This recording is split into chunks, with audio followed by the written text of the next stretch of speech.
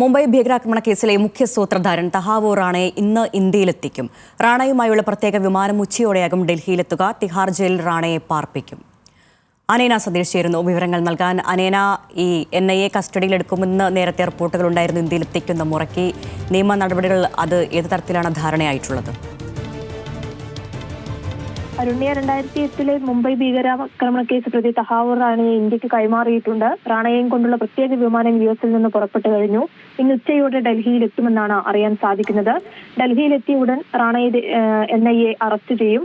അതുപോലെ തന്നെ റാണയെ ഇന്ത്യയിലേക്ക് കൊണ്ടുവന്നാൽ കൈമാറ്റ വ്യവസ്ഥകൾക്കനുസരിച്ചാവും കസ്റ്റഡി തീരുമാനമെന്ന് മുംബൈ പോലീസ് അറിയിച്ചിട്ടുണ്ട്.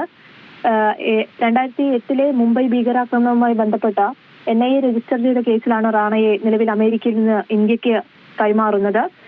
പോലീസിന് അദ്ദേഹത്തിന്റെ കസ്റ്റഡി തേടാൻ കഴിയുമോ എന്ന കാര്യമൊന്നും നിലവിൽ വ്യക്തമല്ലെന്ന് ക്രൈംബ്രാഞ്ച് അറിയിച്ചിട്ടുണ്ട്.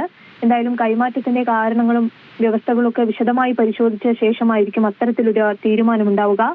ഡൽഹിയിലെയും മുംബൈയിലെയും 2 ജയിലുകളിൽ ഉയർന്ന സുരക്ഷാ ക്രമീകരണങ്ങൾ ഏർപ്പെടുത്തിയെന്നാണ് വിവരങ്ങൾ വരുന്നത്. ഇതിൽ തന്നെ തിഹാർ ജയിലിലായിരിക്കും റാണയെ പാർപ്പിക്കുക എന്നും അറിയാൻ സാധിക്കുന്നുണ്ട്. നിലവിൽ നമുക്ക് ലഭിക്കുന്ന വിവരങ്ങൾ ഇത്രയൊക്കെയാണ്. എന്തായാലും ഉച്ചയോടെ വിമാനം ഡൽഹിയിലെത്തും. അതിനുശേഷമുള്ള നടപടികളിലേക്ക് കടക്കുമരുണ്യ. സൂത്രധാരൻ തഹാവൂർ റാണയെ ഇന്ന് ഇന്ത്യയിലെത്തിക്കും. റാണയുമായുള്ള വിമാനം ഉച്ചയോടെയാക്കും ഡൽഹിയിലെത്തുക. ഇന്നലെ ഇന്ത്യൻ സംഘം US-ലേക്ക് എത്തിയിരുന്നു. തിഹാർ ജയിൽ റാണയെ പാർപ്പിക്കുമെന്നാണ് പുറത്തുവരുന്ന റിപ്പോർട്ടുകൾ. വിവരങ്ങൾ നൽകിയത് അനേന സതീഷ്.